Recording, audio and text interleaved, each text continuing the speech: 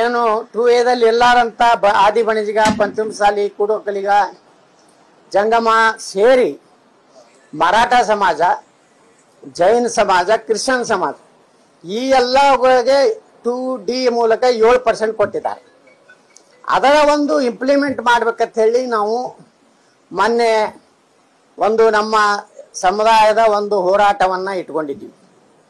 ಸುಮಾರು 20-25 ದಿವಸದಿಂದ ನಿರಂತರವಾಗಿ ನಮ್ಮ ಹೋರಾಟವನ್ನು ಬಗ್ಬಡಿಬೇಕಂತ ಹೇಳಿ ಎಲ್ಲ ಪೊಲೀಸ್ ಠಾಣೆಗಳ ಮೂಲಕ ಇವತ್ತು ರಾಜ್ಯ ಸರ್ಕಾರ ಒಂದು ಧಮಕಿ ಹಾಕೋದು, ಬೆದರಿಸುವುದಂಥದ್ದನ್ನು ಮಾಡಿದ್ರು. ಆದಾಗ್ಯೂ ಎಲ್ಲ ಕಡೆನೂ ಇಷ್ಟು ಭದ್ರತೆ ಕೊಟ್ಟ ಮೇಲೆ 10,000 ಪೊಲೀಸರಿದ್ರು, 15,000 ಪೊಲೀಸರಿದ್ರು, ನನಗೆ ಗೊತ್ತಿಲ್ಲ. ಇಷ್ಟೆಲ್ಲ ಭದ್ರತೆ ಕೊಟ್ಟರು, ನಾವು ಯಾವುದೇ ರೀತಿ ವಾಹನ ಮಾಡಿರಲಿಲ್ಲ. ಯಾವ ರಾಜಕಾರಣಿಗಳು ಅವರಿಗೆ ಆರ್ಥಿಕವಾಗಿ ಸಹಾಯ ಮಾಡಿರಲಿಲ್ಲ. ಆದರೂ ಸುಮಾರು 1 ಲಕ್ಷಕ್ಕೆ ಸಮೀಪ ಇವತ್ತು ನಮ್ಮ ಸಮುದಾಯದ ಜನ ಸ್ವಯಂ ಪ್ರೇರಣೆಯಿಂದ ಹೋರಾಟಕ್ಕೆ ಬಂದಿದ್ರು. ನಮ್ಮ ಹೋರಾಟ ಸಂಪೂರ್ಣ ಶಾಂತವಾಗಿ ನಾವು ಮುಖ್ಯಮಂತ್ರಿಗಳು ನಮ್ಗೆ ಸ್ಪಷ್ಟ ಒಂದು ಆಶ್ವಾಸನೆ ಕೊಡಲಿ, ನೀವು ಕೊಡ್ತಿದ್ರೆ ಕೊಡಿ, ಇಲ್ಲಾಂದ್ರೆ ಬೇಡ ಅಂತ ಹೇಳಿ ಆ ಒಂದು ವಿಚಾರ ಇಟ್ಟುಕೊಂಡೇ ನಾವು ಹೋರಾಟ ಮಾಡಿದೀವಿ. ನಾವು ಯಾವುದೇ ಗಲಾಟೆ ಮಾಡೋದಾಗಲಿ, ಯಾವುದೇ ಕಲ್ಲು ತೂರಾಟ ಮಾಡೋದಾಗಲಿ, ಯಾವುದೇ ವಾಹನಗಳಿಗೆ ಸಾರ್ವಜನಿಕ ಆಸ್ತಿಪಾಸ್ತಿಗಳಿಗೆ ಬೆಂಕಿ ಹಚ್ಚುವಂಥ ಕೆಲಸ ನಾವು ಮಾಡಿಲ್ಲ. ಇದು ಕೃತಕವಾಗಿ ಕಲ್ಲು ಏಟು ಮೊದಲೇ ಲಾಠಿ ಚಾರ್ಜ್ ಮಾಡಿದ್ರು. ಒಬ್ಬ ADGP ರ್ಯಾಂಕ್, IGP ರ್ಯಾಂಕಿನ ಒಬ್ಬ ಅಧಿಕಾರಿ ವಿದೌಟ್ ಡ್ರೆಸ್, ಅವರ ಸಮವಸ್ತ್ರ ಇಲ್ಲಾರ್ದೇ ಕೈಯಲ್ಲಿ ಲಾಠಿ ಹಿಡಿದಿದ್ದು ಮಹಾ ಅಪರಾಧ. ಅದು ಯಾವುದು ಹೊಡಿಲಿಕ್ಕೆ ಅಧಿಕಾರ ಇಲ್ಲ. ತಮ್ಮ ಡ್ರೆಸ್ ಯಾವಾಗ ಹಾಕೊಂಡಿಲ್ಲ ಅಂದಮೇಲೆ ಅವರ ಅಧಿಕಾರಿನೇ ಅಲ್ಲ. ಆದರೂ ಮುಖ್ಯಮಂತ್ರಿ ಸಿದ್ದರಾಮಯ್ಯನವರ ಒತ್ತಡದ ಮೇಲೆ ಅವ್ರನ್ನ ಏನಾದರೂ ಮಾಡಿ ಬಗ್ಗು ಬಿಡಬೇಕು ಅನ್ನೋಂಥ ಉದ್ದೇಶದಿಂದ ನೇರವಾಗಿ CM ಸಿದ್ದರಾಮಯ್ಯನವರು ಪೊಲೀಸ್ ಇಲಾಖೆಯನ್ನು ದುರ್ಬಳಕೆ ಮಾಡಿಕೊಂಡು ಅಮಾನುಷವಾಗಿ ನಮ್ಮ ಸಮುದಾಯದ ಅಷ್ಟೇ ಅಲ್ಲ, ಬೇರೆ ಸಮುದಾಯದವರು ನಮ್ಮ ಬೆಂಬಲಕ್ಕೆ ಬಂದಂಥವ್ರ ಮೇಲೆ ಲಾಠಿ ಚಾರ್ಜ್ ಮಾಡಿದ್ದು ಕಾನೂನು ಬಾಹಿರ. ಇವತ್ತು ನಾವು ಪ್ರಶ್ನೆ ಮಾಡ್ತೀವಿ, ಅದಕ್ಕೊಂದು ಶಿಷ್ಟಾಚಾರ ಇದೆ.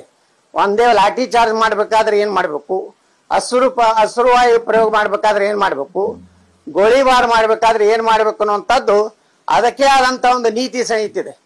ಅಲ್ಲಿ tahsildar, assistant commissioner, deputy commissioner ಯಾವುದಾದ್ರೂ ಒಬ್ಬ ಅಧಿಕಾರಿ ಇರಬೇಕು.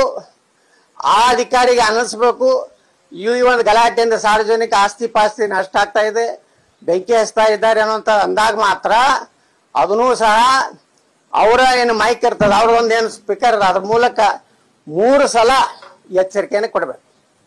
ಅದು ಯಾವುದೂ ಮಾಡದೆ ಮೊದಲು ಲಾಠಿ ಚಾರ್ಜ್ ಆಗ್ತದೆ, ಇಂದ್ರಾಗಡೆ ಕೃತಕವಾಗಿ ಕಲ್ಲು ಒಗೆಯುವಂಥ ಕೆಲಸ ಅದು ಯಾರು ಮಾಡಿದ್ರು, ಅದ್ರ ಹಿಂದೆ ಯಾರು ಷಡ್ಯಂತ್ರ ಇದೆ ಅನ್ನೋಂಥದ್ದು ಈ ಸರ್ಕಾರ ರಾಜ್ಯದ ಜನರಿಗೆ ಹೇಳಬೇಕು.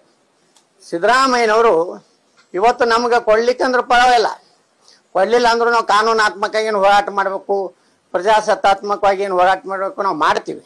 ಆದರೆ ದುರ್ದೈವ ಅಂದರೆ ಸಿದ್ದರಾಮಯ್ಯನವರು ನಿನ್ನೆ ಹಿಂದುಳಿದ ಜನಾಂಗದ ಒಂದು ಒಕ್ಕೂಟದಿಂದ ಒಂದು ಮನವಿ ತಗೊಂಡಿದ್ದನ್ನು ಮುಖ್ಯಮಂತ್ರಿಗಳ ಒಂದು ಟ್ವೀಟ್ ಏನು ಎಕ್ಸ್ದಲ್ಲಿ ಅದನ್ನು ಒಬ್ಬ ರಾಜ್ಯದ ಮುಖ್ಯಮಂತ್ರಿಯಾಗಿ ಇವರು ನಮಗೇನು ಹೇಳಿದ್ರು, ನೀವು ಯಾವುದೇ ಮೀಸಲಾತಿ ಕೇಳಬೇಕಾದ್ರೆ ಹಿಂದುಳಿದ ಶಾಶ್ವತ ಆಯೋಗಕ್ಕೆ ಹೋಗತ್ತೆ ಹೇಳಿದ್ರು. ಆದರೆ ಒಬ್ಬ ಮುಖ್ಯಮಂತ್ರಿಯಾಗಿ ಅದನ್ನು ತಮ್ಮ ಚೀಫ್ ಮಿನಿಸ್ಟರ್ ಆಫ್ ಕರ್ನಾಟಕದಲ್ಲಿ ಹಾಕೊಂಡು, ಅಂದರೆ ಇವ್ರ ಉದ್ದೇಶ ಏನಿದೆ ಅಂದರೆ ಹಿಂದುಳಿದವರಿಗೆ, ಲಿಂಗಾಯತರಿಗೆ, ಒಕ್ಕಲಿಗರಿಗೆ ಜಗಳ ಹಚ್ಚಬೇಕು, ಮುಸ್ಲಿಮರಿಗೆ ಸುರಕ್ಷತೆ ಇಡಬೇಕು ಅಂದ್ಬಿಟ್ರೆ ಈ ಒಬ್ಬ ಮುಖ್ಯಮಂತ್ರಿ ಟೋಟಲಿ ಹಿಂದೂ ವಿರೋಧಿ ಅನ್ನೋಂಥ ನಿನ್ನೆ ಅವ್ರಿಗಾಗಿ ಹೇಳ್ಕೊಂಡಿದ್ದಾರೆ. ಅವರು ಬಹಳಷ್ಟು ಭಾಷಣದಲ್ಲಿ ಹೇಳ್ತಾರೆ, ಈ ರಾಜ್ಯದ ಮೇಲೆ ಮೊದಲ ಹಕ್ಕು ಮುಸ್ಲಿಮರದು ಅಂದಮೇಲೆ ಈ ಮನುಷ್ಯನಿಂದ, ಈ ಮುಖ್ಯಮಂತ್ರಿಯಿಂದ ನಮ್ಗೆ ನ್ಯಾಯ ಸಿಗುವುದಿಲ್ಲ. ಅದಕ್ಕೆ ನಾ ಹೇಳ್ತಾ ಇದ್ದೀನಿ, ಮುಖ್ಯಮಂತ್ರಿ ನಿಜವಾಗಿನೂ ನಿನ್ನೆ ನಡೆದಂಥ ಲಾಠಿ ಚಾರ್ಜ್ ತನಿಖೆ ಆಗಬೇಕಾದ್ರೆ ಒಬ್ಬ ಸಿಟ್ಟಿಂಗ್ ಜಡ್ಜ್ ಮೂಲಕ ತನಿಖೆ ಮಾಡಿ, ಇಡೀ ಏನಾದಾರಲ್ಲ ಅವ್ರ IGP ಅವರಾಗಲಿ ಮತ್ತೆ ಯಾವ ಪೊಲೀಸ್ ಅಧಿಕಾರಿಗಳು ಅಮಾನುಷವಾಗಿ ಇವತ್ತೇನು ನಮ್ಮ ಮುಗ್ಧ ರೈತರ ಮೇಲೆ, ಮುಗ್ಧ ಅನ್ನದಾತರ ಮೇಲೆ ಏನಿವತ್ತು ನೂರಾರು ಜನ ಗಾಯಗೊಂಡಾರೆ, ರಕ್ತ ಸಿಕ್ತ ಮಾಡಿದ್ದಾರೆ, ಇದು ತನಿಖೆ ಆಗಬೇಕು.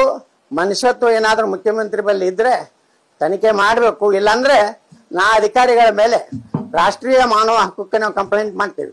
ಯಾಕೆ, ಯಾವ ಆಧಾರದ ಮೇಲೆ ವಿದೌಟ್ ಡ್ರೆಸ್ ಒಬ್ಬ IGP IPS ಅಧಿಕಾರಿ ಈ ರೀತಿ ಆಕ್ಟ್ ಮಾಡಿದ್ರು. ನಾವು ಕೇಂದ್ರಕ್ಕೂ ಪತ್ರ ಬರಿತೀವಿ ನಮ್ಮ ಗೃಹ ಮಂತ್ರಿಗಳಿಗೆ, ಒಟ್ಟಾರೆ ಆ ಅಧಿಕಾರಿಗಳು ಯಾರ್ಯಾರು ಅದಾರ ಅವ್ರು ಸಸ್ಪೆಂಡ್ ಆಗ್ಬೇಕು. ಇಲ್ಲಾಂದ್ರೆ ಮುಂದಿನ ದಿವಸಗಳಲ್ಲಿ ಇದ್ರಕ್ಕಿಂತ ಹೆಚ್ಚು ಮುಂದಿನ ಸಲ ಬೆಳಗಾವಿ ಅಧಿವೇಶನ ಬಂದ್ರೆ ಇವ್ರು ಏನ್ ಬೇಕಾದ ಮಿಲಿಟರಿ ತಂದು ನಿಂದಿರ್ತಿದ್ರು. 10 ಲಕ್ಷ ಜನ ನಾವು ಸೇರ್ತೀವಿ, ನಮ್ಮ ಶಕ್ತಿ ತೋರಿಸ್ತೀವಿ. ಯಾರು ನಾವು ದೇಶದ್ರೋಹಿಗಳಲ್ಲ, ನಾವು ರಾಜ್ಯದ ಸಾರ್ವಜನಿಕ ಸಂಪತ್ತು ಹಾಳು ಮಾಡ್ಬೇಕಂದವ್ರಲ್ಲ. ಇವತ್ತು ನಿನ್ನೆ ಆಗಿದ್ದು ನಮ್ಮ ಭಾಳ ಮನಸ್ಸಿಗೆ ನೋವಾಗಿದೆ. ಇವತ್ತು ಸದನದಲ್ಲಿಯೂ ನಾವು ಚರ್ಚೆ ಮಾಡ್ತೀವಿ. ಅದಕ್ಕೇನು ಉತ್ತರ ಕೊಡ್ತಾರೆ ನಾವು ನೋಡ್ತೀವಿ. ನೋಡಿ, ಯಾರ್ಯಾರ್ದು ಏನಿದೆ ಬಣ್ಣ ಬಯಲಾಗ್ತದೆ. ಯಾರು ನಮ್ಮ ಸಮುದಾಯದ ಹೆಸರು ಹೇಳ್ಕೊಂಡು ಟಿಕೆಟ್ ತಗೊಂಡ್ರು, ಯಾರು ನಮ್ಮ ಸಮುದಾಯ ಹೆಸರು ಹೇಳ್ಕೊಂಡು ಮಂತ್ರಿ ಆದ್ರು, ಯಾರು ನಮ್ಮ ಸಮುದಾಯದ ಮೀಸಲಾತಿಯನ್ನು ವಂಚಿಸಿ ಈಗ ಭಾಷಣ ಮಾಡಕ್ಕೂ ಬರೋರು ಅದಾರ. ನಮ್ಮಲ್ಲಿ ನಮ್ಮ ಸಮುದಾಯವನ್ನ ಪೂರ್ತಿ ವಂಚಿಸಿ ಇವತ್ತು ಏನೋ ನಮ್ಮ ಯಾವ ತಂದೆಯವರಿದ್ರು, ಅವ್ರು ಹೆಂಗ್ ಮಾಡಿದ್ರು, ಅವ್ರು ಹಿಂಗ್ ಮಾಡಿದ್ರು ಅಂತ ಕತಿ ಹೊಡಿಲಾಕತ್ತಾರಲ್ಲ. ಇವರೆಲ್ಲ ಕಳ್ರು ಒಂದೆಲ್ಲ ಮುಂದೆ ಬರ್ತಾಯಿಲ್ಲ ಚುನಾವಣೆ 3 ವರ್ಷ ನಂತರ. ಅವಾಗೆಲ್ಲ ಸರಿಯಾಗಿ ಬುದ್ಧಿ ಕಲಿಸ್ತಾರೆ ಜನ.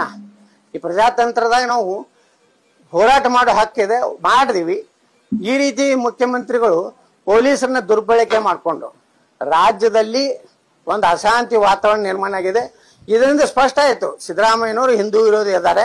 ಸಿದ್ದರಾಮಯ್ಯನವರು ಈ ಜನಾಂಗದ 24,000 ಕೋಟಿ ರೂಪಾಯಿನ ಗ್ಯಾರಂಟಿಗೆ ವರ್ಗಾವಣೆ ಮಾಡಿ ಅಲ್ಲಿ ದಲಿತ ವಿರೋಧಿ ತಮ್ಮ ಅಟ್ಟಹಾಸವನ್ನು ತೋರಿಸಿದ್ರು. ಲಿಂಗಾಯತರು ಒಕ್ಕಲಿಗರಿಗೆ ಸಿಗುವಂತ ಮೀಸಲಾತಿ ವಿರುದ್ಧ ಎತ್ತಿ ಕಟ್ಟುವಂತ ಕೆಲಸ ಮಾಡ್ತಾ ಇದ್ದಾರೆ. ಮುಂದಿನ ದಿವಸಗಳಲ್ಲಿ ನೋಡೋಣ ಮಹಾರಾಷ್ಟ್ರದಲ್ಲಿ ಹೆಂಗಾಯ್ತು ಹಂಗೆ ಕರ್ನಾಟಕದಲ್ಲಿ ಹೀನಾಯವಾಗಿ ಕಾಂಗ್ರೆಸ್ ಸೋಲ್ತದಂತ ಇವತ್ತೇ ಭವಿಷ್ಯ ಹೇಳ್ತೀನಿ.